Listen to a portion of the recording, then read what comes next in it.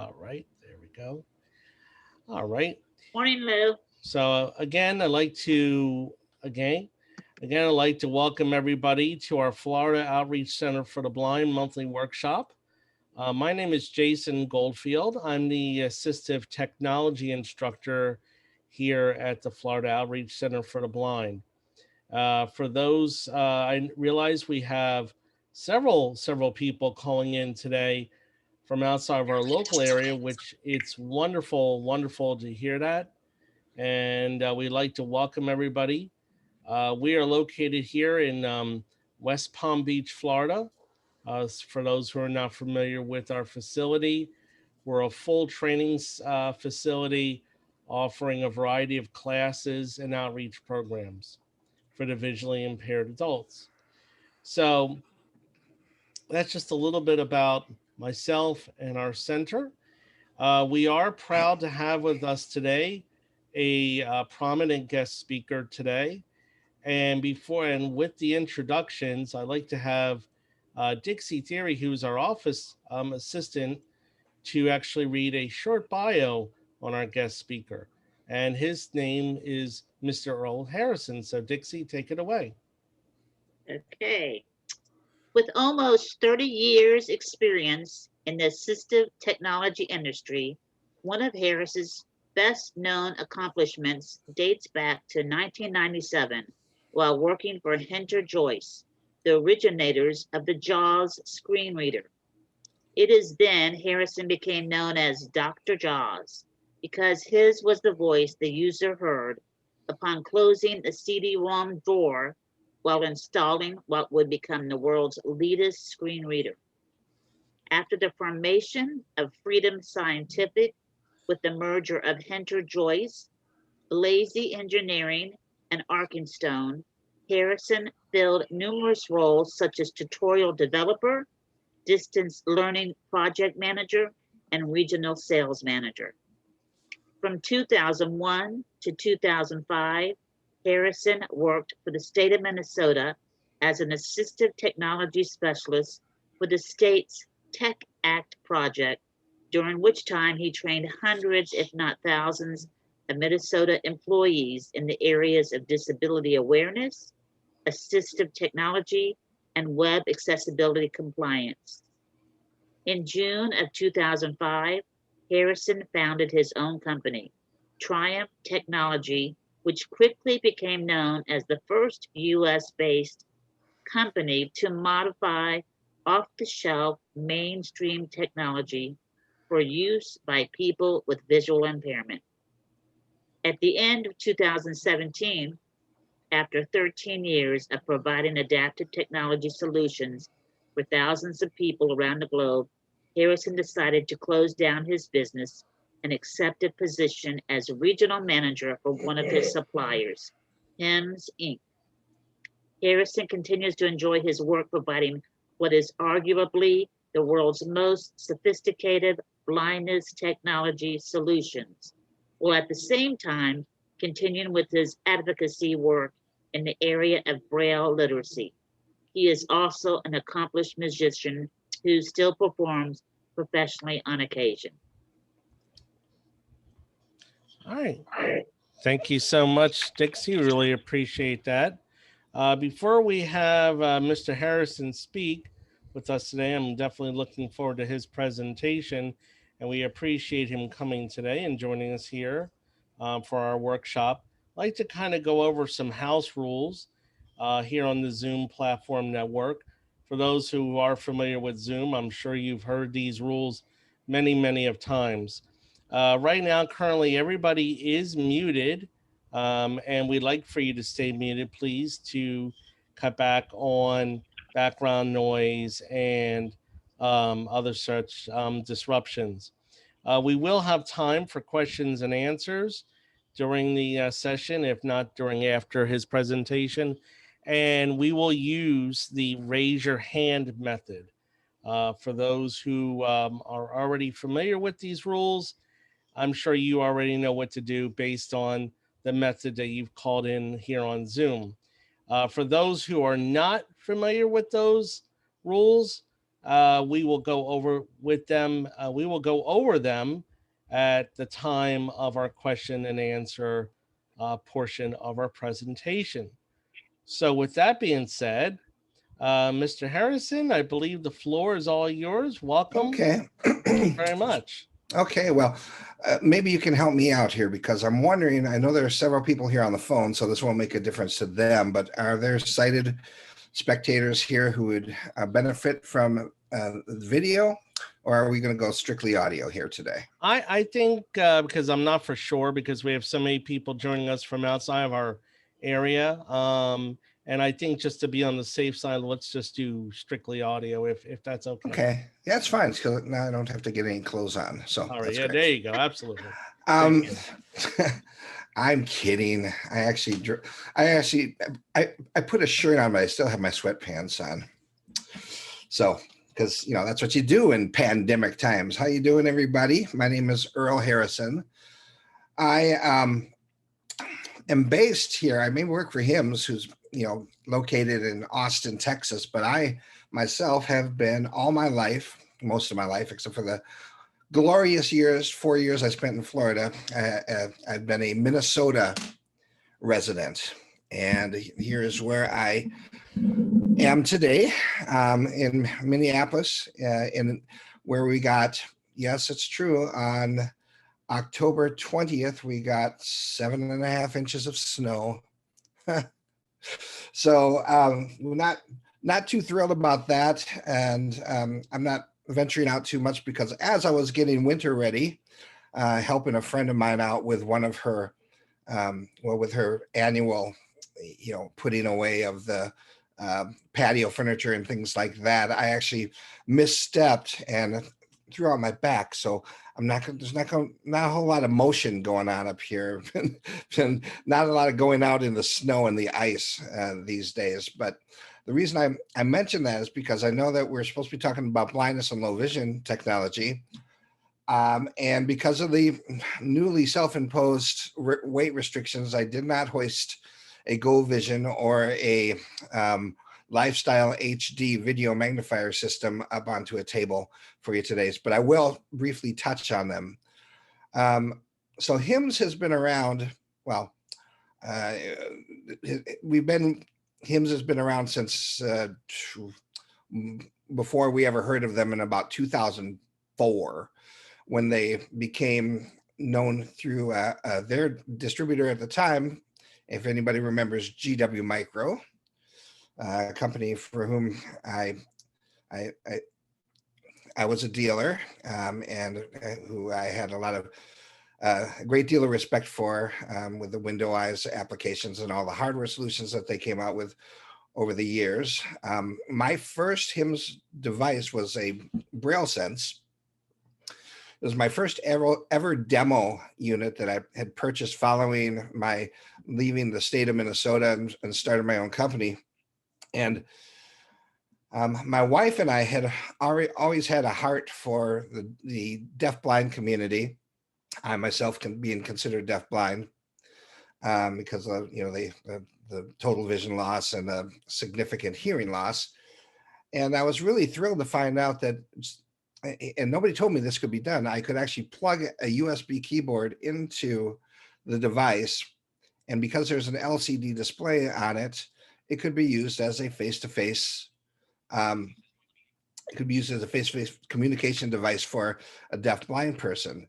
And that told me something about the company. It told me that, wow, this is just not your run-of-the-mill device, technology. These folks have a lot of things figured out beyond, just the Braille note-taking side of things. And this has been proven over, time and time and time over the years.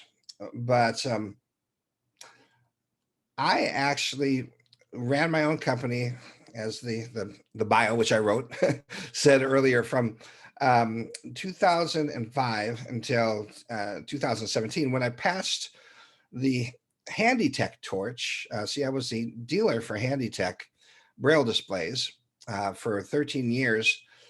I decided, well, I'm going to shut down my company. The owner of HandyTech is a good friend of mine, and I wanted to do right by him. So I went in search of a suitable distributor, to carry on the distribution of their product line. Very, very high quality line of Braille devices. And I approached the folks at HIMS, and they said, yeah, interesting, Earl, we manufacture devices, Braille devices, you know that, right? And it's like, yeah, but you don't have anything like this. You don't have devices that actually sense the location of your fingertips and move from line to line as you're reading a book without the need to ever have to press a button. So you can read a book from cover to cover with one of the HandyTech note takers and not have to go through the repetitive stress of pressing buttons 25,000 times. And I'm not exaggerating. I think to get through a book something like War and Peace or some other novel, it's literally thousands of times of pressing a button. And what I don't think I mentioned in my bio is I've got a clinical background as well. I went through a physical therapist assistant program here in Minneapolis through the College of St. Catherine's. And I worked as a physical therapist assistant for 5 years before I came full-time into the into the assistive technology side of things. So I really saw the value in this type of ergonomics. I mean, not only is the Braille display ergonomically friendly, but this idea that you don't have that repetitive stress of pressing buttons just to move from line to line was really attractive to me. Anyways, I digress usually. I approached the folks at HIMS and they did see the value in this. And in December of 2017, on December 27th, I joined the meeting.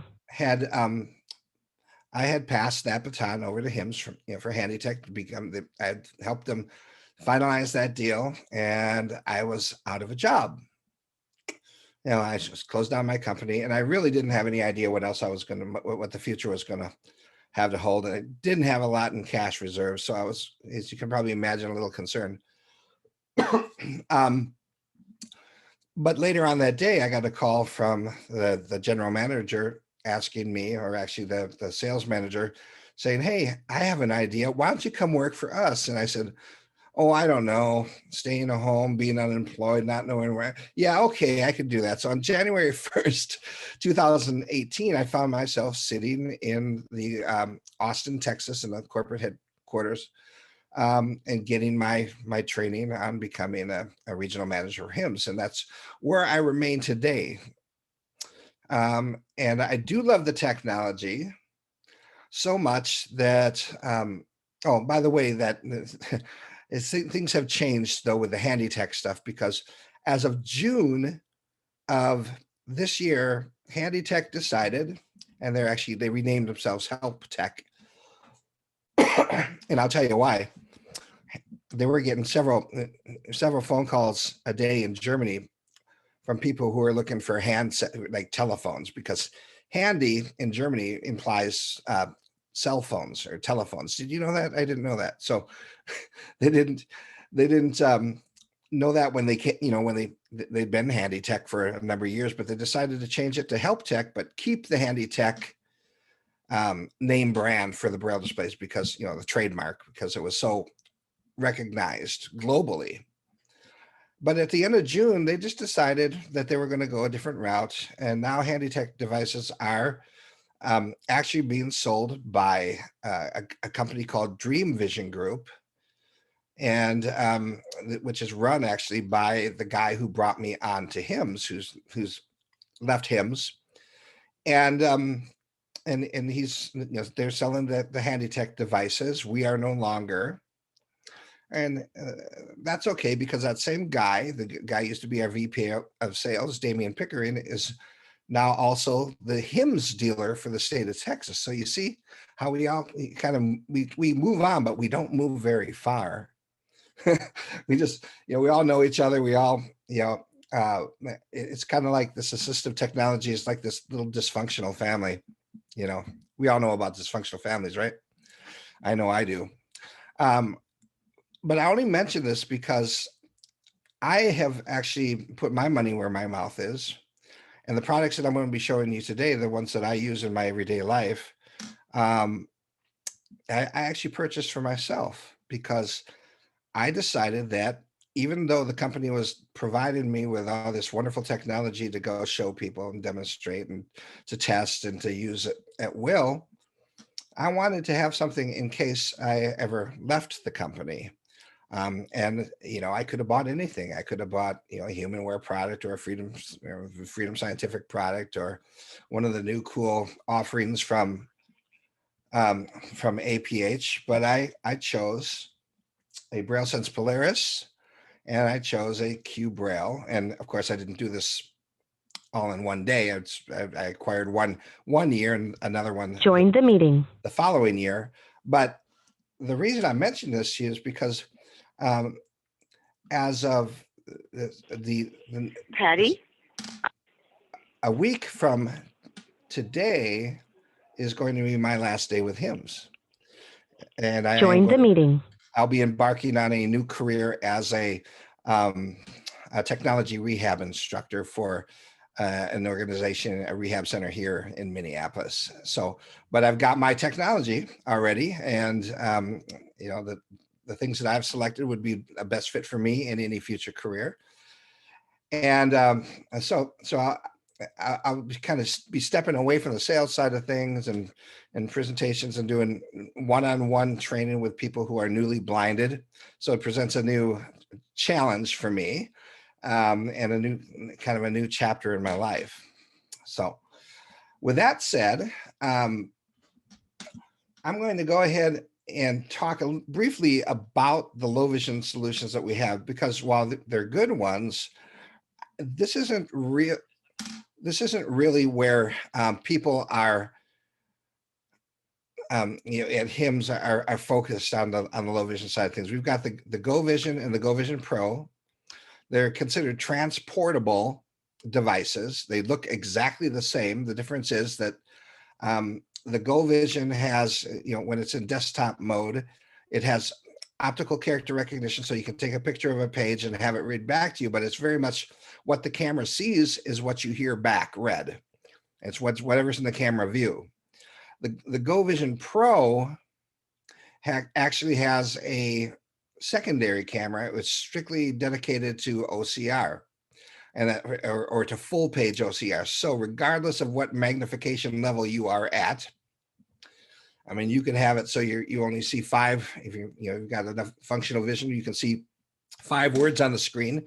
But if you take a picture of it, it's going to capture the entire page, and then it's going to start reading back to you, and you can actually follow the tracking highlight as it's reading back to you. The other unique feature that it has, it's got a self-view mode. So if you're somebody who wants to, maybe you want to fix your hair, maybe you want to make sure that you don't have stains on clothes, you've got enough vision to see that, but not, without magnification. Maybe you want to see, a lady who wants to be able to see, to put makeup on, things like that. So there's a self-view mode and there's a distance view mode. So, and it's all detected with the movement of the camera. So if you point the camera straight down, you're in desktop mode. When you point it at yourself, you're in self-view mode, and you should point it off into the distance, it automatically switches into distance view. So it's a really cool device. Not to mention the fact that you can also view photographs on it from a thumb drive. You can connect your telephone, your smartphone to it, and get a magnified view of what's on your smartphone and things like that. So it's a really, really versatile low vision solution. The other desktop solution we have is called the Lifestyle HD. Of course, HD stands for high definition. And there's a 24-inch model, and I believe there's a 19-inch model of both devices, both the Go Vision Pro, and the Lifestyle. Most people get the 24-inch Lifestyle, and this is kind of your generic kind of vanilla desktop, like you're not going to take it anywhere. Video magnifier, but it's really, really good, high quality. It's got the XY tray. It's like your traditional magnification system. And we sell actually a fair number of those. And this is mostly, of course, to people who are older with macular degeneration, and they really don't care that they have to go sit at a table and read the newspaper and with the use of the magnifier.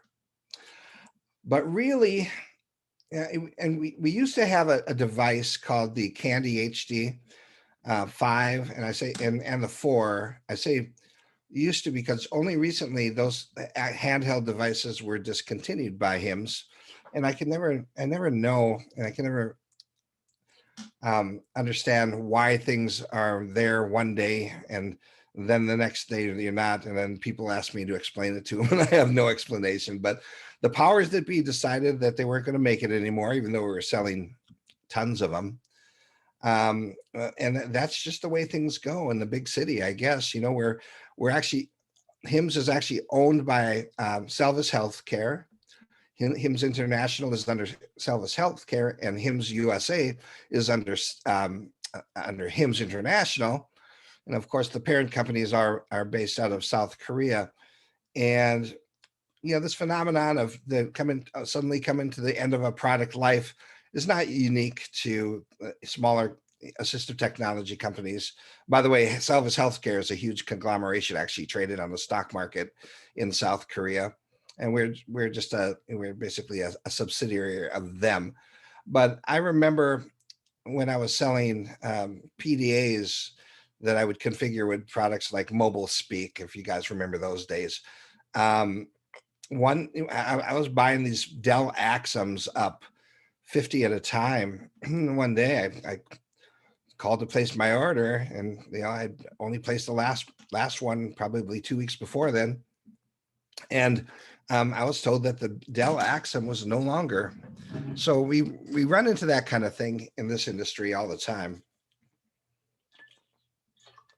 The other casualty of late is a little cute device called the Smart Beetle, which is a HIMS 14 cell Braille display. Strictly a Braille display. Its sole purpose is to connect it with something else like an iPhone. And, you would drive it, and the people who have them love them. But one day, 2 weeks ago, I got the memo that we were no longer going to be selling the Smart Beetle. And I've since was able to source out a few cents them because people who really like them, I mean, we've got a couple of people who bought when they knew they were going to be no longer, they bought a second one because they just wanted to have it in their life. So it seems like there's a bit of an exodus where some of these products, these HIMS products are concerned. But what I can tell you is that with all that, with the demise of things like the Smart Beetle and the Candy HD, we have been riding a wave of Braille, and really we have become more of a Braille centric company with the advent of our Braille Sense Polaris, which I'm going to talk about here in a little while, as well as our 40 cell Braille offering called the Q Braille XL. The Q Braille XL, I've heard it said that it offers the best of both worlds, and this is coming from that's actually the title of an article written by Carl Ballinger of the National Federation of the Blind a while back. And recently, we've actually got a very favorable review by a gentleman that some of you probably have heard of, who does a lot of work with things like JSay and JAWS scripting and things like that. Brian Harchin actually just wrote a very favorable review about the Q Braille because there's really nothing else like it. And but there are some products out there who are saying they're like it, but really there isn't anything like it yet. In fact, before we were prohibited from traveling because of the pandemic and stuff, I would go to these trade shows, and I've got friends that work for all the different other companies, and one of them walked up to me and he looked down at the Q Braille and he's like, "Earl, what took somebody so long to come up with this idea? Because the idea is so basic, it's like a slap in the face when you think, why didn't I think of that myself? What we have is a Braille display. If you're familiar with the Braille Edge, I'd say it's probably about 2 inches deeper from front to back than the Braille Edge. And the reason it's a little bit deeper is because it's got more keys. In fact, if you could imagine a laptop keyboard and you take away all the numbers on the numbers row and all the letters on the device, and basically take away the whole QWERTY keyboard except for all the QWERTY function keys. And in their place, you put down instead a Perkins style Braille keyboard. That's what you have in the Q Braille. And I can sit in a room and give people this description, and they totally get it right away. I mean, people walk up to these things and they put their hands and they say, wow, that's like a cockpit of an airplane. How are you supposed to remember all those buttons? What do they all do? And then you tell them, oh, basically it's a QWERTY keyboard. Instead of the letters, you've got a Perkins keyboard. All of a sudden, boom, they know exactly where every key is on the device because it's exactly where you would expect it to be. So in the upper left-hand corner, what do you have on a regular keyboard? An escape key, right? And to the right of that, you've got, in the case of the Q Braille here, you've got 3 rows of function keys with a high mark. There's a little division between each row. Of course, just like the function keys on a computer, and there's a little high mark every 4th function key, just to make double sure that you can feel where the division is. Makes it very quick to locate the function key that you want. To the right of the function keys, we've got the 6-pack comprised of your insert, delete, page up, page down, home, and end keys. Down below that, we have an inverted T, which makes up your arrow keys, your up, down, left, and right keys, arrow keys. And then shooting back over to the left, in the left-hand corner, we've got control. I'm just going to go to the right here. We've got an FN key, just like you would on a laptop. Windows, Alt, space, right Alt key, applications key, or the context key, control. And closest to me, as far as buttons go, you got this little chiclet style buttons that are your scroll buttons that allow you to scroll up and down, within a document. Of course, I've got the 40-cell Braille display. That's what the XL stands for. So we've got the Q Braille, Q for QWERTY, Braille for Braille input, XL for 40 cells, the Q Braille XL. And of course, above each of the Braille cells, we've got cursor routing buttons. Every 5th button has a high mark for quick location of whatever the cursor routing button is that you want to press. If we go up to the F1 key, just to the right of the space bar, and we go straight down from there, we have other familiar keys. We've got a tab key, we've got a caps lock key, and we've got a shift key. In fact, the only keys on the entire device that don't have to do with input or control of the computer or whatever it is you're connecting to are the pairing key and the mode key. Now, the pairing key is exactly that. If I press pair with the escape key, that brings me to whatever my USB connected device is. So it could be a Windows computer or a Mac. By the way, you can switch what keyboard layout you are using if you're a Mac user. In the options of the main menu, you actually go and tell it, yeah, I'm using an Apple keyboard, and then it'll configure the keyboard in a way that you're familiar with on the Macintosh computer. I just get used to pressing whichever keys I need to press. I don't generally change it that much, but you can. If I press pairing with F1 through F6, that's going to cycle me between the 6 connected devices, if I were crazy enough to do that. I think the most devices I've ever connected at one time is like 4. But you can. I mean, you can connect up to 7 devices to this one Braille display and cycle through them at will. And I'll show you how that works. So 1 USB, 6 Bluetooth devices. So the 6 Bluetooth devices are assigned to F1 through F6, like I said. But if I want to connect the keyboard, so let's say I've got my Windows computer connected, and for the Braille output, and that's connected to F1. But if I want to use what we call hybrid mode and establish a secondary connection for the keyboard, that's going to be assigned to F7. You see, F1 and F7 are a pair. The next thing I might want to connect this on the iPad, and I want to have the Braille output assigned to F2 and the keyboard assigned to F8. So that's a pair, F3 with F9, F4 with F10, etc. Does that make sense? Good. That was a rhetorical question. You don't have to answer. So let me go ahead and with that. So I've got my QBraille in front of me here now, and let's see what I've got going on. Okay, I've got BrailleSense Polaris.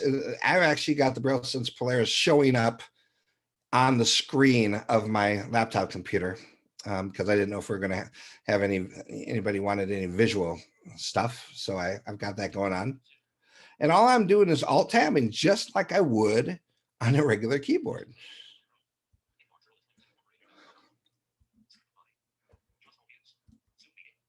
Okay, just Alt-tab. If I want to do something like get out of something, let's go back to that Polaris window because I don't really need that now. I'm just gonna, there's the app that I'm in. It's called SRPPI or some SRAPPI. It's some really obscure thing. I can get out of that. I'm gonna Alt-tab. Oops, let's add a shift to that. Oh. Okay, Alt F4 out of there. So all the key commands that you're used to, if I press caps lock, that's my key that's assigned to as my JAWS key in this case, and I press F12 just like you would, twice for the date. It gets a little weird when you start doing things like incorporating letters, but that's all just muscle memory. So I can press caps lock and the letter T for the title, and that gets a little strange to grab. Oh, it didn't get out of the Polaris for some reason. Weird. Anyway, so let me just go ahead and demonstrate. I'll go ahead and open let's go ahead and open Word here. I'm going to press the Windows key.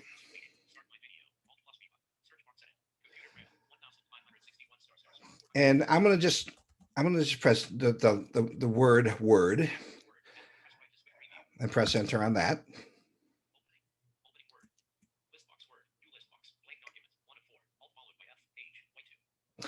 Okay, I'm just going to select a blank document. And now I can just go ahead and start typing. This is a demonstration,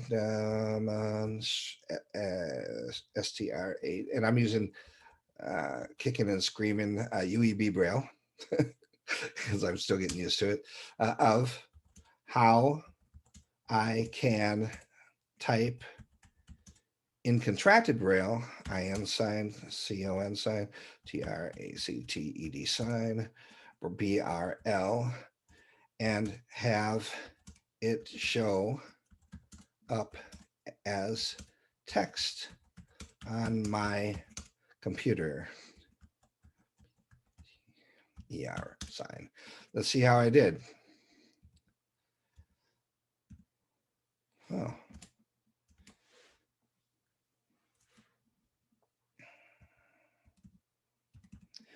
I don't think I'm where I thought I was.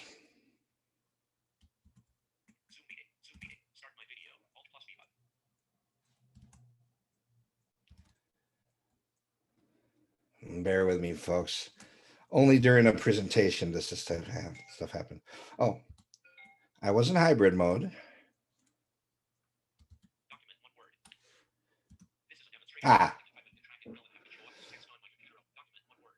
So, okay, so it did work exactly as I thought it was. I don't know. I don't know why it wouldn't talk to me before, but so I can just use all this, the regular navigation, navigate by word and character and things like that. And I can do it all from the computer. I mean, all from the Braille display. I don't have to move back and forth between my computer's keyboard and this keyboard. If I'm used to it, I can just do everything from right here. In fact, I have a funny story. I bought a secondhand computer and made that mistake, and I was using it, and all of a sudden the keyboard stopped working. And then I called Ira, and I asked, hey, what's on my screen? And they're like, yeah, there's nothing on your screen. So it was a dying computer. I couldn't type with the keyboard, but I could plug in my Q Braille and do all the things I needed to do as that computer was in its death throes, and was able to get all the things off of it that I needed to get off, or at least put it into my OneDrive folder, and make sure that all got synchronized and stuff like that. And I actually functioned like that for a couple months. Even though the screen was dead, the keyboard was dead, I was able to connect my Q Braille and still use it. So if I want to now, I've got my iPhone here.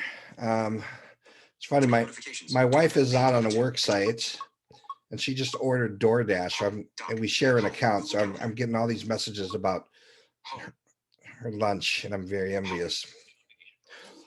Okay. Sorry. Okay.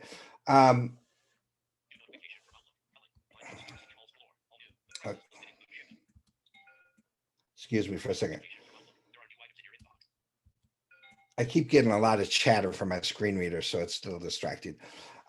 So right now I'm on F1. Remember that pairing of F1 and F7 together?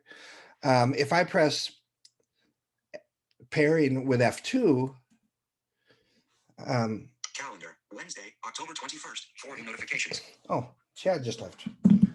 Anyway, I should.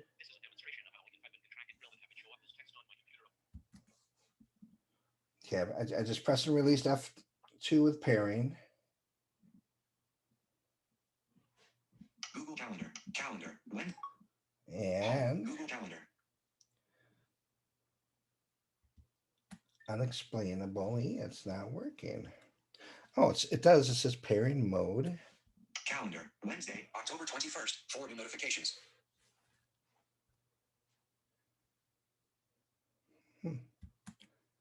That's okay. That's all part of the game, right? Just having to figure it out. Open voiceover settings.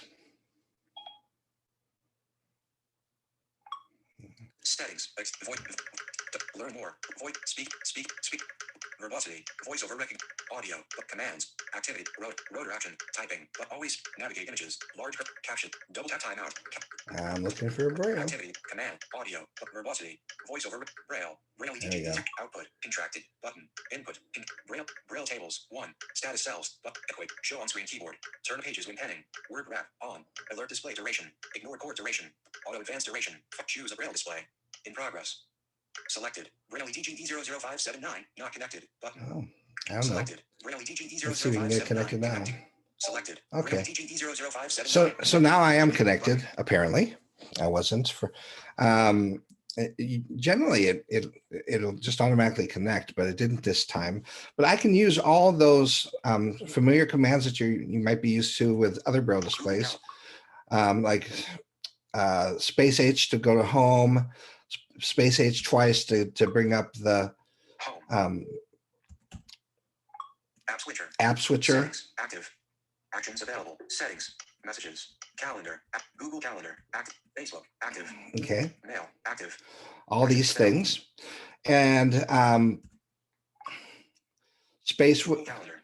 space with 4, 5, 6 to go down to the dock and move around that way. AT app. Mail it. Phone. One new item. But if I also want to connect the secondary keyboard, which I really don't find a need for with the iPhone, because I'm just so used to those commands, like those that allow you to move with your, those that allow you to move with the rotor. Characters. Words. Speaking rate. Right now, all I'm doing is I'm pressing space with dots 5, 6. And when I get to a place where I want to affect something, I can just press space with 6. 55%. 50%. And of course, I'm affecting my speech rate 55%, here. 60%, 65%, 60%, 70%. I usually work at about 70% there. So you can see that now I'm on my iPhone, and if I press and release the pairing key with F1, I should be on my computer. And it just occurred to me that I might be hearing my speech, but you're not hearing my speech because I did not share my computer's audio, did I? I apologize about that. I just am now realizing that you're talking about how I can navigate around and do all these things, and I'm demonstrating all these things, but it just occurred to me that you didn't hear any of it. So you just have to trust that it really happened. I was able to press Alt Tab, move between applications, press, whatever the keystrokes are. For example, if I want to bring up a list of links, that's, of course, you're on a web page, I could just press the caps lock with F7, and up comes the list of links. Now, it's important to mention that when you are in contracted Braille, the Braille translation is taking place on the device itself, on the Q Braille. So what's happening is, as you're typing in contracted Braille, it is back translated on its way over to the computer. So what of course, if you're typing an email, what your email recipient is getting is just plain text. What's important to know about that is if you're trying to issue commands, like, for example, those popular web navigation commands, like navigating by headings by pressing the letter H, what you need to do is turn off contracted Braille. If you have contracted Braille on, you can press the letter and it doesn't know what to do with it until you press the space bar followed by the word or the letter that you just issued. Excuse me. Does that make sense? So if you want to navigate your desktop without having to press space, so if I go to my desktop, in fact, let me just see if I can share my audio with you now that I just realized that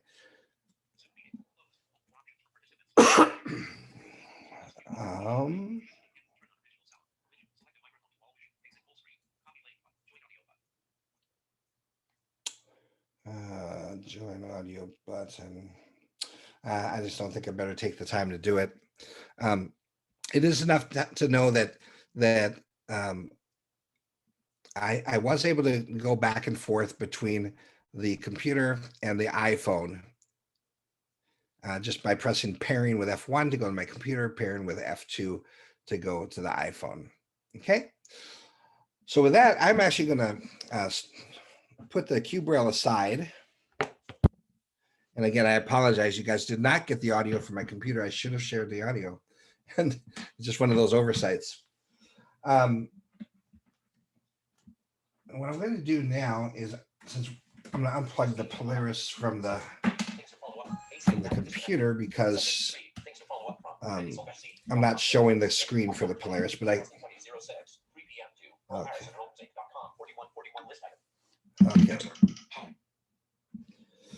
All right, so now I brought the Polaris up in front of me, and the BrailleSense Polaris is kind of our flagship product. We are doing a booming business, especially in education these days, where kids are trying to get their schoolwork done, whether they're in a strictly work from home situation or a hybrid school situation. we are probably the most integrated Google device that's on the market right now. And I know that there are other ones out there that most of you guys are probably familiar with. And I know that there are other devices on the market with a newer operating system than what's on the Polaris. The Polaris is actually using Android version 5.1 and Lollipop.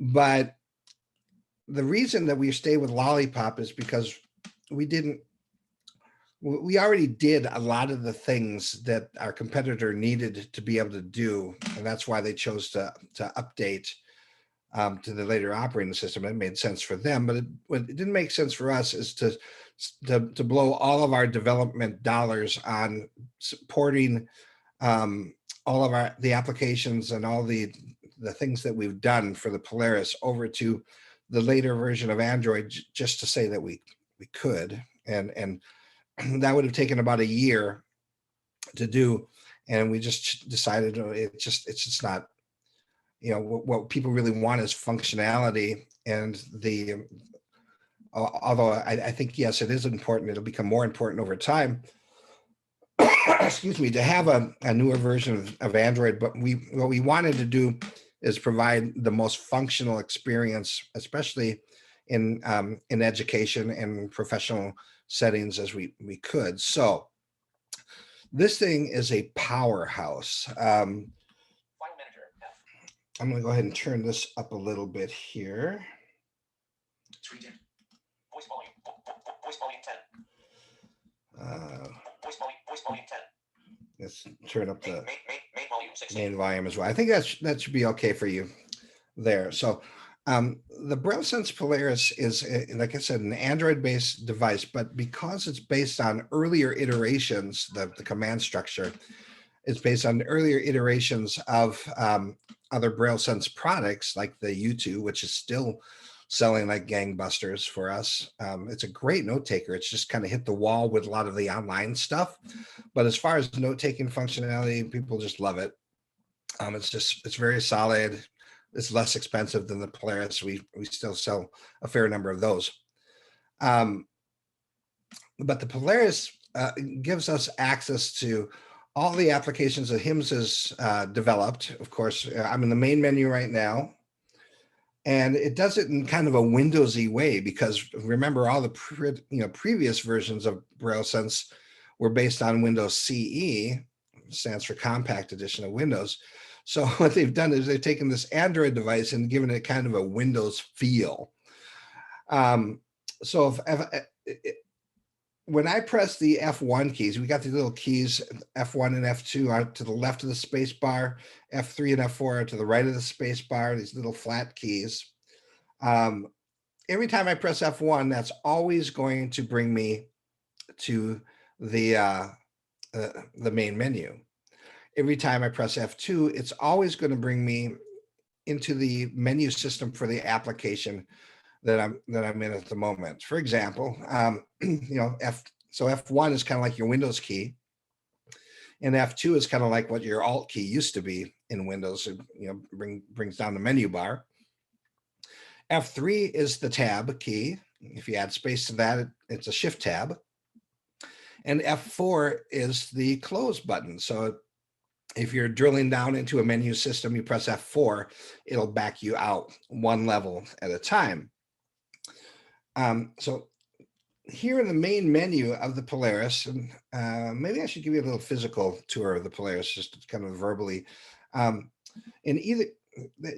do that. Yeah, I'm gonna kind of give you a physical layout here so you know what we're dealing with. It's we've got these little grids on either corner closest to the back on the top panel. Those are your speakers. So there's actually stereo speakers. Then moving closer, we've got our Perkins style keyboard. So it's a 8-dot Perkins style keyboard, and we've got the space, of course, and out to the left we've got the control key. To the right of the space we've got an Alt key, and those are just in case you choose to download some third-party apps that requires the use of those keys.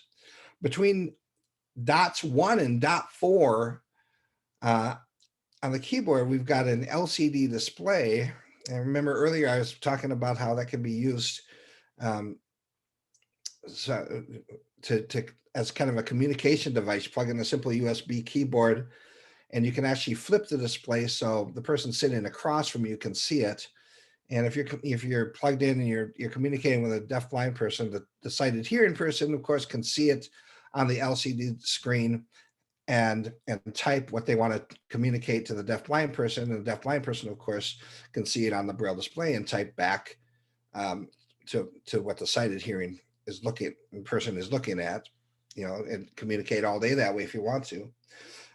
We've got the function keys that I mentioned. We've got the cursor routing buttons that we had on the Cube Braille. We've got on the Polaris as well. This is a 32 cell Braille display. And on either end of the Braille array, we've got these little chiclet style buttons, which are our scroll buttons. On the side panel, on the right, we've got an SD card slot. The Polaris comes with 64 gig of internal memory, which is a lot. But if you want to add another 64, I think I've heard of people adding another 128 gig. You can do that, whatever size SD card you want to use. And then right closer to me from the SD slot, we've got a USB 3.0 rapid data port, which will accommodate both the 3.0 USB that comes with the Polaris or a micro USB cable you can plug into the same port. So if you're in a pinch and you need to charge the device, you can use a micro USB cable that you may have for an Android phone or some other device. Or they're like water around here. It seems like I get a cable like that with every little device that I get. On the left side, we've got a Type A USB port. So if you want to plug in a thumb drive or a keyboard, you can do that. I have actually powered off. I've actually charged my cell phone in an airport off of the USB port on my Polaris, which is kind of hysterical. It's $5,700 phone charger, and then in front of that we've got our microphone. You can connect a stereo microphone to the Polaris for high quality digital audio. And we've also got of course, a headphone jack. Closer to me still, we've got two buttons, up and down buttons for the volume control, and that's the left side. And on the front, on either corner on the front, we've got the microphones for the Polaris. The stereo microphone's really super ultra sensitive, and I'll demonstrate that here in a second. And then also on the front panel, we've got our multimedia buttons, and the function of those 1, 2, 3, 4, 5 buttons are going to depend on the position of the switch that's located immediately to the left of those buttons. It's called the multimedia switch. And right now it's in multimedia mode. If I flick it one time to the left, Daisy mode. It moves it to daisy mode. If I flick it again to the left, App mode. Final manager. it's in app mode. So now I can use it with some third-party applications, which really works well with like things like Pandora, iHeartRadio, Disney Plus, that kind of thing. And then to the left of that, I actually have the lock button. All keys locked. All the way to the left, you got all keys locked. The center position is just the top panel locked. Let's see here. Top panel locked. File manager. And that's in case you're listening to a book or something like that, and you don't want to accidentally mash one of the keys as you're walking around the house. But you still want access to the front panel multimedia keys, or unlocked. Okay, of course, this is what you want for most of the time. A lot of times, when I had an executive products case for this, I used to lock all keys because there's no protection for accidentally pressing the power button, which is on the front right on the front panel of the Polaris. So I would lock all keys in the interest of not accidentally pressing any keys and turning it on and having it go off in my backpack. But The case that comes with the Polaris actually recesses those buttons in the front, so that becomes much less of an issue. It doesn't accidentally press. So, yes, like I mentioned, in the front right, we've got the power button. And if you press and hold it long enough, it'll actually say to you, are you sure you want to shut down? And it's the default is yes, you can actually shut it all the way down, preserve your battery that way. Or you can press and release the button and put it into a sleep mode. And then when you get to where you're going, you press and release it again as it wakes it up and you're back up and running and taking notes and things like that.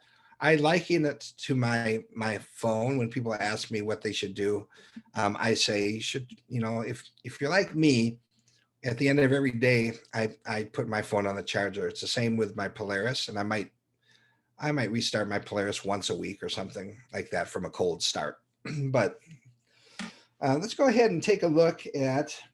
I'm in my main menu. Let's see what options we've got here. I'm just going to press that legacy keystroke space .4 that we all remember from our old Braille and Speak days, right? Word processor, W. we all borrow those keystrokes from back then. So we got File manager, F. file managers for first choice, and we hear F. Word processor, W. W for word processor. Notepad, N. Notepad. Email, E. Email. Exchange email, L. Exchange. Media, M. Media. Organizer, O.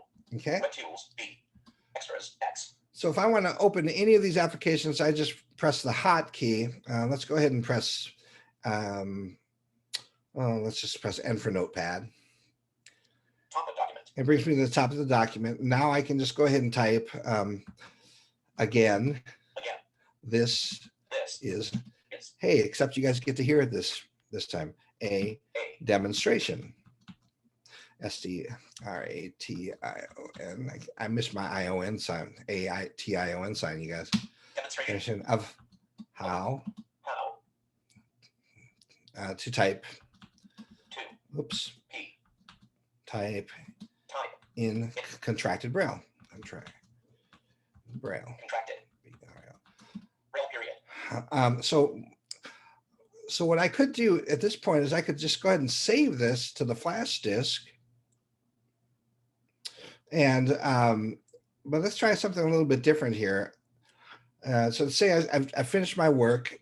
If I save it to the flash disk or I save it to a thumb drive, if I move it over to my computer, when I open it up, because the default format is TXT, and in the word processor, by the way, the default format is DOCX, the same as Microsoft Word.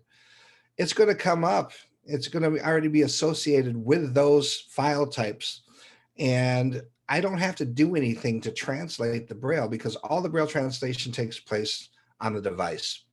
And so if it's in TXT, it's going to come up in regular, in plain text when I move it over to the computer. If it's in BRL, it's going to come up as BRL is very much what you see is what you get in Braille. A BRF is very, is of course another Braille format as well. So it's going to honor the format that you saved it in without the need, like some of the other Braille devices out on the market, require you to actually run it through some sort of a translator in order to get it to back translate. No, not here. You type it. In fact, if you were looking at it on the screen and you could see the text being formulated on the screen, and you could see the sim Braille down at the bottom. So if you're a sighted person who's trying to learn how to read Braille, this is a great way to do it too, because you can actually see the Braille at the bottom and compare it to the text up above. Okay, so let me go ahead and save this document here. File save dialog. File name, no name.txt at a combo box. And let's just call it, demo document, demo file or something lame. Sorry. Oh, we got people leaving the meeting. I'm going to actually go ahead. I don't want to put this on my flash disk right now. The default folder is the documents folder, which makes sense, doesn't it? Leadership meeting.txt 16 list item.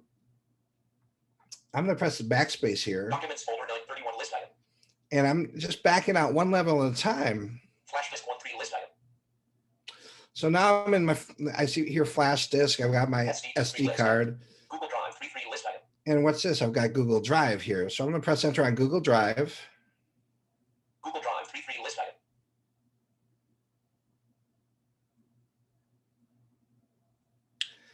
And it should be accessing here.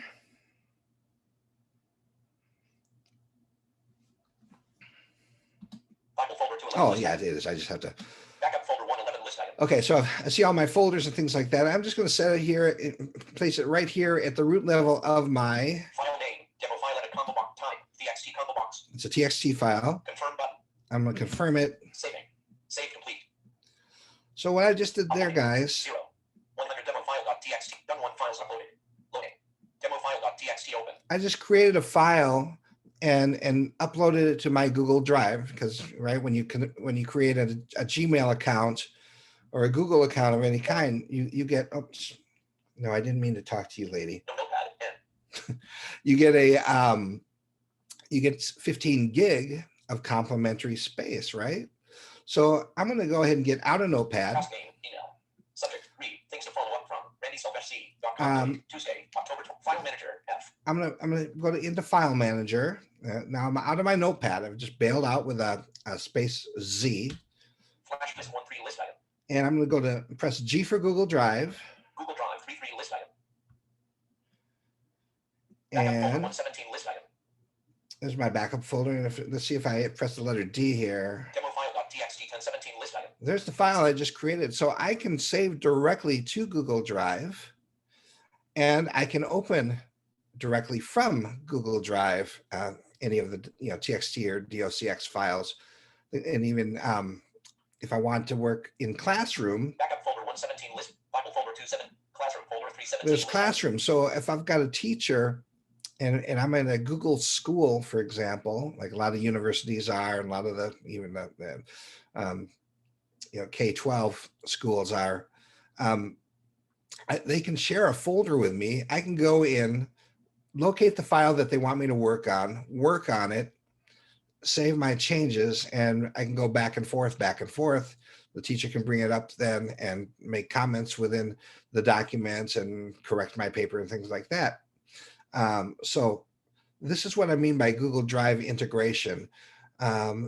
Yes, you can use Google Docs. Yes, you can use Classroom and Google Drive and all the Google applications, but on virtue of the fact that I can simply browse to a Classroom folder, copy a file over to my Polaris, work on it while I'm offline, and then go back and maybe I want to change the name with my initials to prove, to show that this is my work compared to the original work. I can just upload it when I get back into a Wi-Fi area. I can upload my work and then shoot the teacher an email saying, hey, it's done and it's in our shared folder. It doesn't get any easier. So it's really streamlined a lot of those processes that you have to deal with in the accessible but not so fun to use Google Sphere. File manager, F. That's the other thing. I've always got, she's always listening, and that's my Polaris, Okay, Google, what is the temperature? File manager, F.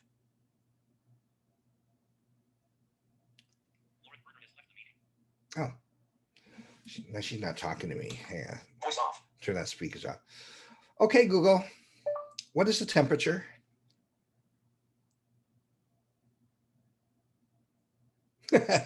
Are you impressed yet?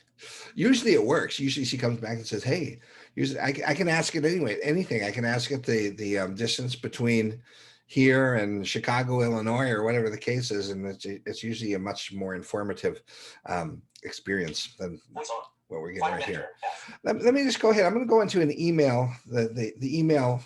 Subject, read, things to follow up from. Actually, what I should do is maybe I'm not online. Let me just double check to make sure we're online here. Wireless LAN 2 list item. Direct fireware computers QN. Encryption. WPA2. Sensitivity. Excellent. Doghouse 5G. Dog park. Encryption. Doghouse 5G. Encryption. WPA2. Sensitivity. Very good. Connected to 4 list item. Okay, so I am connected online. I don't know Wireless LAN 2 list item. what the deal is with the G lady today. Subject, read, things to follow up from. Closing mailbox. Set up internet, I. Just a couple more demonstrations here. I'm just gonna bail all the way out of everything here. And I'm gonna go into my email account. Getting new message list. And so I went. Unread subject. Top of the class display. 429 ASUS 27 inches X monitor from Micro Center. Okay, so I hear that I'm in my personal 2020 account. So what I'm going to do here is I'm going to go to my work account. Mailbox. Account's name. Google 1 to list item. Word 2 to list item. And I'm going to Receiving mailboxes. receive all my mailboxes for that. Mailbox. Inbox 120. Getting new message list. And there's this guy named Jason Goldfield who sent me an email Unread subject. Diana Gill has joined your meeting. earlier. Unread subject. Leaving from. Chat Brown IEB. Subject. Read. Things to follow up from. Subject. Read. Things to. Subject. Read. Thank you for sponsoring the 2020. Subject. New court needed from. Holly needs it. To attached. Subject. FW. Let's Q Rail Code A100 1000. Let's see Subject. here. Read. Oops. I double booked. From. Subject. Read. Thank you for sponsoring the 2020 C. Subject. Zoom information for HIMS workshop. There it is. So one of the things that we did in this last This is just a quick thing, this message I've got in Braille. Hi, Earl. This is just a quick reminder of our virtual workshop. And I'm going to go down to our virtual workshop, Outreach Center for the Blind, to be held Wednesday, October 20 p.m. Eastern. New paragraph. Here is the Zoom link for the meeting. New paragraph. there's a Zoom link to the If you meeting. need any other information, please feel free to ask. New paragraph. All right. We are looking forward to hearing from you. All of Watkins has to walk blind and low vision people. Yeah. New paragraph. Thanks so much for all your help on it. New paragraph. You're welcome, Jason. New paragraph. Let's see. HTTPS. There's the 02 link. Zoom J. So there's a Zoom link, and because I have it set up so I can click on this link and it'll actually launch the meeting here, theoretically. Preparing meeting. Preparing meeting. I'm going to mute my microphone here because I'm going to. Connecting. Host will let you in soon. Hello? Please wait. HTTPS. Oh. 02 web Zoom J. Connecting. Two people have joined the meeting. Okay, good. You've already got my audio muted, so we didn't get the weird radio effect. So I have just actually. Oh, I hear my internet connection's unstable. I hope we're okay. I actually just joined the meeting just by pressing the keystroke. It was backspace enter L for link within the body of a message, and because it knew it was a Zoom link, it automatically connected me to this meeting here. Again, doesn't get any simpler than that. I didn't have to click on the link and open the browser and go to tell it that I want to open Zoom. It just did it. Okay, so let's go ahead and tab through here, see what I've got. Button dial in, enter key to select. Current view is active speaker. Double tap to hide toolbar. Earl Harrison. Zoom meeting information button. You are using enhanced encryption. Enter key to select. Button. Leave. Press the enter key to run. I'm actually going to leave this meeting. HTTPS. And I heard in my headphones, HIMS Incorporated has left the meeting. But now let's go ahead and go to another email here. Subject: Zoom information for HIMS workshop for the Florida mailbox. I'm gonna go back to my personal email account here. Google 1 to list item. Receiving mailbox. Mailbox. Inbox 122. Some time ago, a friend of mine sent me a link. I'm a musician and he's a musician, and we have some real common groups that some groups in common, I should say, that we really love, like Chicago and Earth, Wind and Fire are a couple of our big bands from the 70s that we really love. And account's name, receiving mailboxes. Mailbox, inbox 122 list item. Okay, so I'm gonna do. He sent me this email with a link in it, a YouTube video with a bunch of guys from Russia who like to sound like Chicago. So let's see if I can. Account's name, receiving mailboxes. Mailbox, inbox 122 list item. Okay. Getting new message list. Got to get into the message list here. Unread subject, top of the class display. And I'm going to press space F. Monitor, find dialogue. And I'm going to type the word Russian, Russian, I think, right? Subject, check out this bunch of Russians doing Chicago from. And right away, I get Thursday, August 6th. this message saying, check out this bunch of Russian guys doing Chicago. So I'm going to go ahead and press that same keystroke to launch the default app. And the default app in this case is YouTube. New paragraph. Sent from my iPad. New paragraph. Let's see. Sent new paragraph. New paragraph. Got to be on the link. HTTPS. There it is. .bzfq. So I was on the link. I pressed enter backspace L. Video player enter key to select. It launches YouTube. Button showing items 1 to 2 of 4. And yay, I get to hear an ad. But I can skip the ad if there's a skip ad button. Let's see. First letter navigation, letter S. Skip enter key to select. There it is. Enter on that. Video player enter key to select.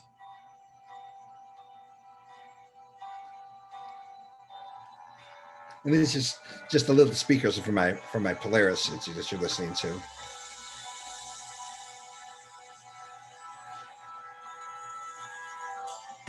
If I want to, I can say next. Button next video enter key to select. Let's go to the next video. Video player enter key to select. Button minimize enter key to select. Again, an ad. I press the S for skip ad. Button share enter key to select. List save the playlist enter key to select. Button share enter key to Ah, select. they're not going to let me. It's one of those ads, or they don't let you skip it.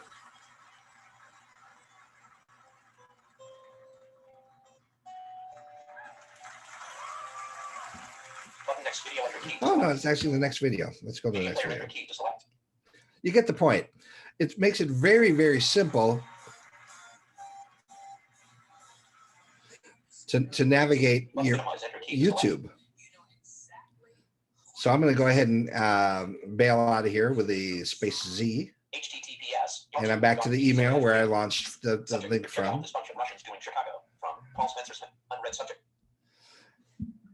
And wow, what else do I want to show? I mean, this is such a diverse, just a really, really diverse device that File manager, word processor, W. you can do all the serious stuff. It's got a graphic calculator, which just blows people away. Graphing calculator. Actually, you can actually, as you're typing in your algebraic equations, have graphs rendered in color, and if they overlap, you can, a sighted person can see them overlap, but a blind person can actually go in and follow the slope of a curve or something like that. And then when they're satisfied that they want to include their work into the word processor, it's just a keystroke, and it just automatically flies the graph that you've created into the word processor. Save it to the Google Drive in the classroom folder. Teacher brings it up. Boom. They can see perfect visual representation of the equations you've been working on. And but on the fun side of things, Notepad, N. Word processor, W. File manager. let's see, let's go to File Manager. Flash list 1-3 list If item. I go to SV23 list item. flash disk here, Flash list 1-3 list item. ACB 2020. this is also my my on stage companion. Set 1 folder 2536 list item. So as I'm doing a Set 2 folder concert, 2636 list item. I play all the instruments myself. I overlap the instruments, and then in 01 concert, running I in sound like tracks. 02 I can only imagine tracks. I'm a 83 I'm a 11 whole list. band. 01 So long train running in just to time give you an tracks. idea, I can press enter on that. Of course, it's just coming through my little Track 101A, laptop styled track, speakers on my 23 Polaris. static box. But as I'm rehearsing with the song running through a PA system, and I want to go to a particular area, I can just use my routing keys to shuttle around. Here. And I ran two songs. I segued two songs together.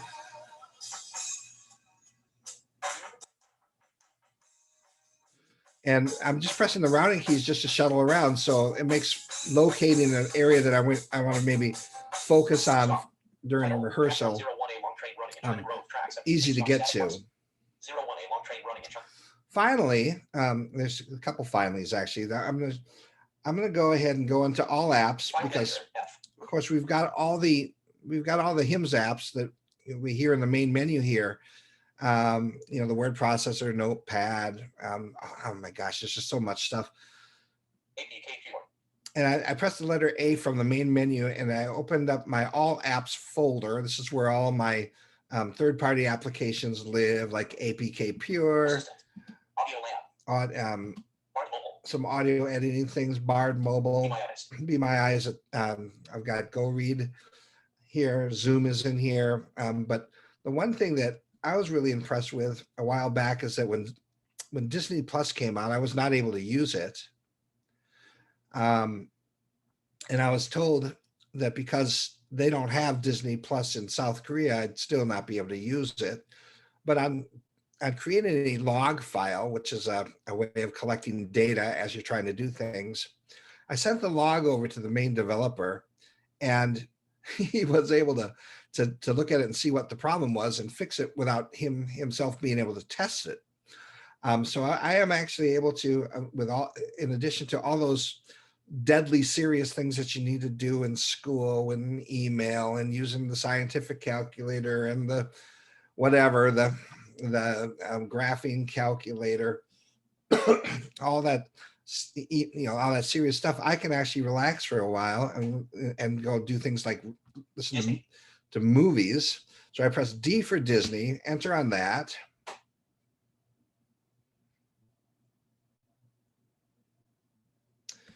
And it takes a while to load up here. Home enter key to select. And now I am in the Disney Plus app. Search enter key to select. Downloads enter key to select. And I did download something earlier. I wonder if it's in here. Clouds file. Data Yeah. on Disney Plus files are So there's a gentleman from Minnesota, Zach Sobiak, who passed away a few years ago. He had a song called Clouds. You may have heard it. There's actually a movie on his life, a biography. My wife and I watched it the other day. We highly recommend it. And you can do this on your Polaris and watch it only if you want a good cry, because if you don't cry, there might be something wrong with you. But because it's a beautifully done movie. I mean, really, really well done movie. Enter key to select. Button clouds enter key to select. Let's see Button here. 18 enter key to select. Home enter key to select. Search enter key to select. I'm going to press Home enter button 18 enter key to select. Button clouds enter key to select. Clouds. Come on. Disney. Button back enter key to select. Rated PG-13. And as you Strong hear, language. Main volume 21.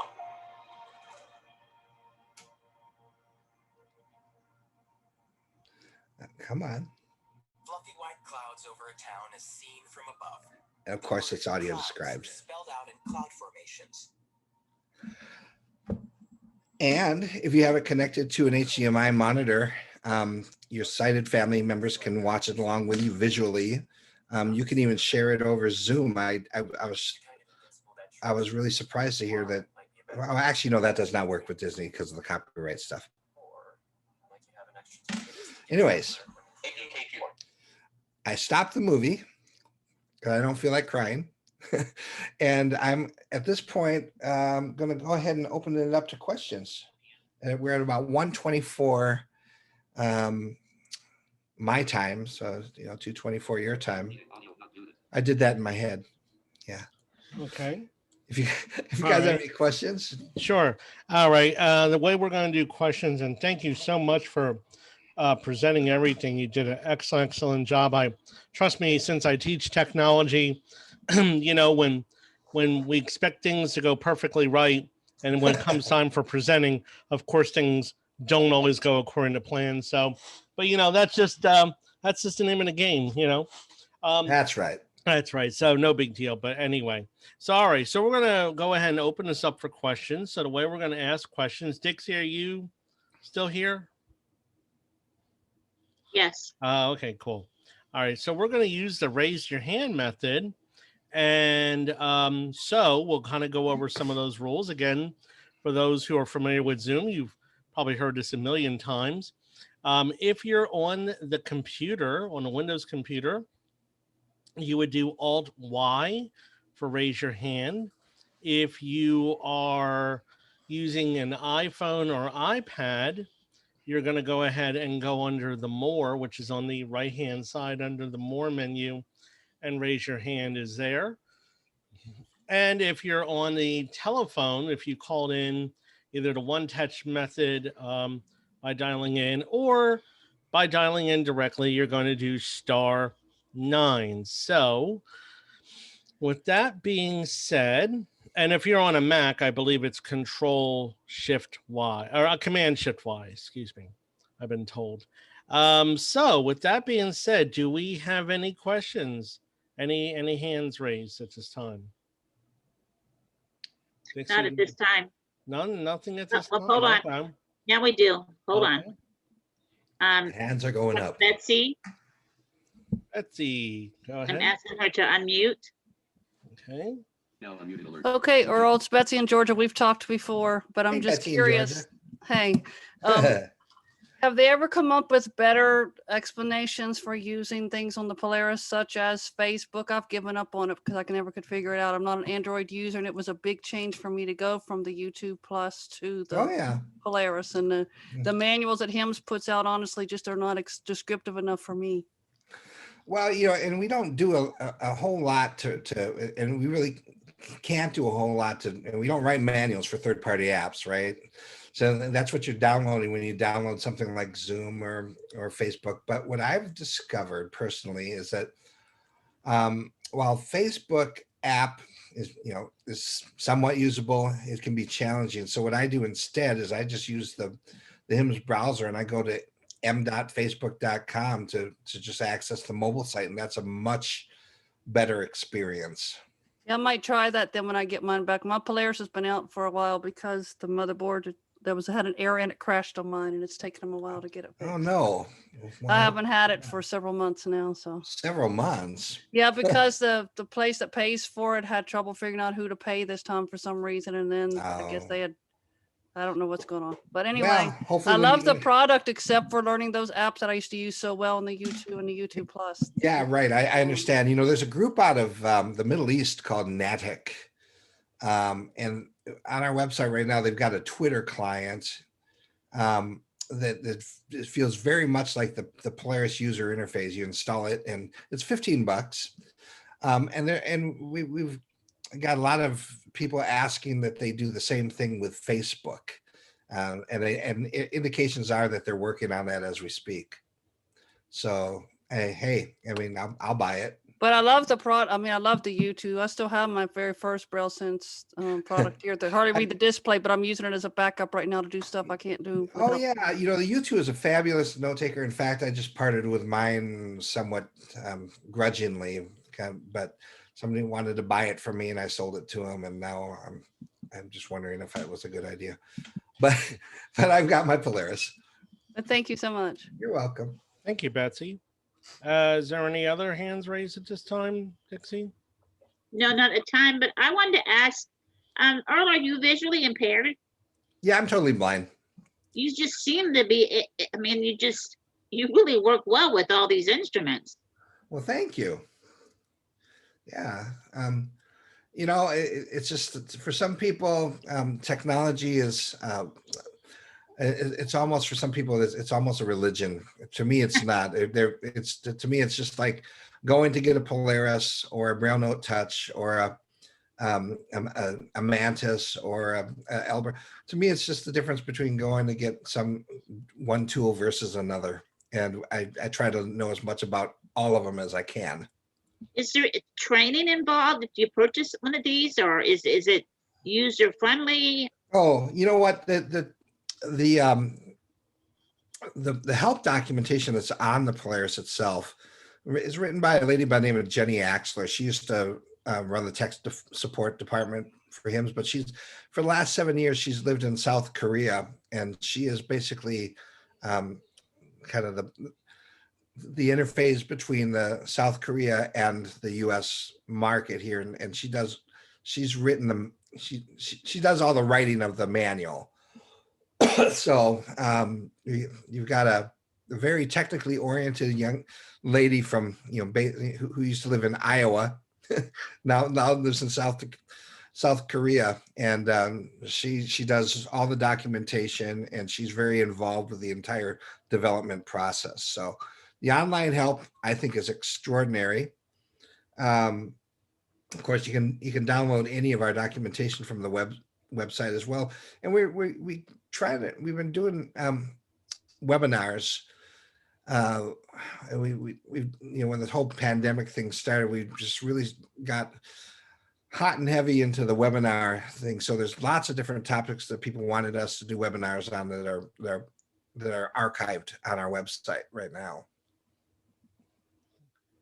So lots of different sources, but if you want to buy one of these things, you can always talk us into some complimentary training.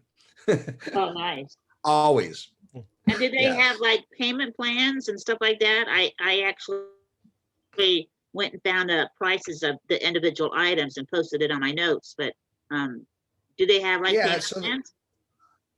we don't directly have payment plans. What we can do is we can provide people with like a PayPal receipt Mhm. or invoice, at which point you can click on the Pay Now button, and one of the options you'll be presented with is a PayPal credit option. It's either an application if you haven't applied for it before, and they'll let you know immediately how much you qualify for.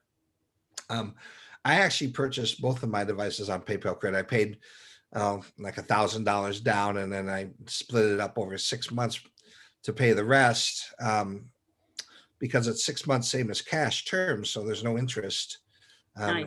during that time. But if you need to, if you need more time, it's an option. And so, yeah, you pay the finance fees and the interest, but you get time. Thank you. And some people Yeah. say, well, maybe you have more time than money. That's certainly the case with me. Thank you very much. You're welcome.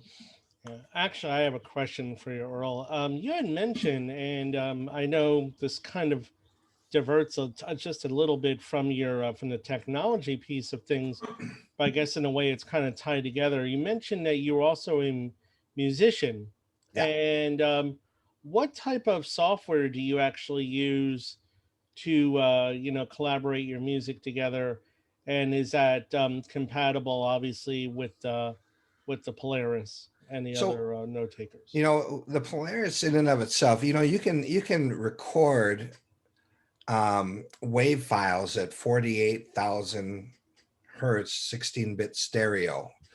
I mean, so it's very high digital quality. So what I use is I have something called a Tascam Model 24. It's a hybrid between an analog mixing console, 24-channel mixing console, and a digital recorder. The digital recorder side of things, and so it's a multi-track recorder. The digital recording side of things is totally inaccessible. So it took many sessions of me having to call into Be My Eyes or Ira and say, hey, what does it say on the screen when I press these buttons? I learned enough about the Model 24 to learn how to set up a new song. There's actually buttons on each channel that when you press the arm button, at that point you're monitoring the instrument that's plugged into that channel, so you always know when the track is armed. And I also use a light probe to confirm when tracks are not armed that I don't want to be armed as I'm recording, things like that. So what I do is I do my multi-tracking, and I've got an analog, just a regular acoustic drum kit set up in my basement, and I've got it all mic'd up all the time. So when I feel inspired to go lay down a track, I play the song in my head, and I play along with it on the drums, and then I start layering the bass and the guitars and the keyboards over the top of that. And when I'm finished with it, and I want to do, say, a reference mix, or maybe I want to have a final mix of a song, I'll actually do the mix on the Model 24, and then I'll run it in real time from the control room mix into the line in on the Polaris and just record it in real time. And it is flawless digital stereo audio, high res digital audio by the time I'm done. And then when I'm finished with that, when you bumping it from the Model 24 onto the Polaris, what I'll do is I'll connect the USB cable that comes with the Polaris to my Windows computer, and I can just browse directly from within SoundForge and go do all the things that I want to do with it. Maybe cut out a part that didn't turn out, or I could do all the. It's basically the word processor for audio. In SoundForge, I can do my fade ins, fade outs, cut out the dead space at the beginning of the song, normalize it. So everything, everything's in a nice. You can set the top threshold as loud as things you want things to be, and that kind of thing. And by the time I'm finished with SoundForge, I've got a product that I'm ready to either play along with in live performance, or just call it a demo, whatever the case is. But it's just all in the tools that you use. Mm-hmm. Okay. And then also I have another question. You had mentioned going back to the Polaris for a second, and if you mentioned this, I apologize, but I know you had mentioned that the Polaris itself, can handle SD cards, but does it have its own built-in memory itself? Oh yeah. It actually has the flash disk. If you remember when I was doing the demo, you got the flash disk, the SD card, and the Google Drive. The flash disk is the internal memory, which is 64 gig. So, and can that be expanded? Oh no. Oh. I mean, only in the sense that you add a SD card, and then right. Yeah. Right. Okay. All right. Thank you. Dixie, is there any other hands that are raised at this time? Not at the moment, no. No, not at the moment. Oh, wow. You guys are easy. Yeah, either you answered all the questions or something, No, that's great. Oh, I'm going with probably something. Yeah, no, no, you did an excellent job. I just really, first of all, I really wanted to say thank you so much, first of all, for taking time out of your valuable day to come and present to us. I know that, we asked you to take on quite a task, and, we certainly appreciate you demonstrating these products and really taking the time to go very thoroughly over each of these and explaining in quite an intricate detail on how these products work. So I really do thank you, and hope your back feels better, by the way. Oh, thank you. Oh, yeah. Wow. Wow. That's and good luck with the new job. Yeah, Hey, definitely. I appreciate that. I'm only sorry that I didn't realize that I was not sharing audio from my computer while I was doing the demonstration on the Cube Rail, but I think people got the idea. Yeah, I believe so. Dixie, do you see Carolyn on here, by the way? Or no. Okay. All right. Carolyn Lapp. She's here. I'm sorry? Oh, you are here. Oh, okay. Carolyn Lapp's our executive director here at the Florida Outreach Center for the Blind here in West Palm Beach. And I just wanted her to come on, and if she had any last comments, or if she had some questions of her own, or some comments, or she'd like to share more information about the center. Carolyn? Well, I want to thank Mr. Harris for taking time to be with us and share with us on this new technology. It sounds amazing to me, and such a nice advancement for all of us that read Braille and go to meetings and go to classes. The wonderful tool. I wish I had it when I was in school. Yeah, you and me both. But anyways, I'd like to thank you, and it certainly was interesting. And I want to thank all the participants that attended the workshop. And then thank you, Jason and Dixie, for facilitating this. Yes, thank you so much. Okay, well, all right. Well, I guess if there's not any other further questions, I guess we'll go ahead and end our meeting. We will be converting this recording, so we have a full audio recording. As also, we do have a transcription service that we use, so we will be having a full written transcript of this meeting as well. So, and that's something that we recently started doing here. So it's we're glad to do that Awesome. for those who have hard of hearing issues as well. So, Earl, thank you so much for your time once again. I You're very know welcome. It was my your time is pleasure. valuable, and thanks for coming out and joining us today. And hopefully you stay warm. We're down here in South Florida, so we're nice and warm. And I know you said you're getting that snow, so well, Yeah. Well, we're not. and you're just getting started with it, right? Yeah, in October. Yeah. I think we've set a record here for the earliest snowfall and the most accumulation, but it'll be gone in a few days and then Yeah. the fun will begin in December. Right. So yeah. All right. Hey, if you guys have any questions, I might, again, I mentioned next week is going to be Wednesday is going to be my last day with HIMS. But there's, if you call the main number, they've got some really talented folks working at HIMS that I'm going to really miss. And, this was just a decision I made for myself because as a regional manager, I've been kind of grounded since the beginning of March because of, for the same reasons everybody else has. And this opportunity presented itself and I said, well, I can get out of the house. Yay. Yeah. So. Yeah. Do you have their phone number that you can provide us with? Sure. It's 512-837-2000 and option 1 for technical support and option 2 for sales. So yeah, 512-837-2000. If you have any questions, you can always just send it to either support@hims-inc.com or sales@hims-inc.com. All right. Well, all right. Awesome. Well, thank you so much. And definitely wish you the very best of luck in your new job and thank you. Your new career. So, appreciate that. All right. Good luck with your back. All right. What's that? Good luck with your back. Yeah. Thank you. Oh, it's getting better with every handful of Advil. There you go. All right. Take care, guys. Take care. Bye. Thank you so much.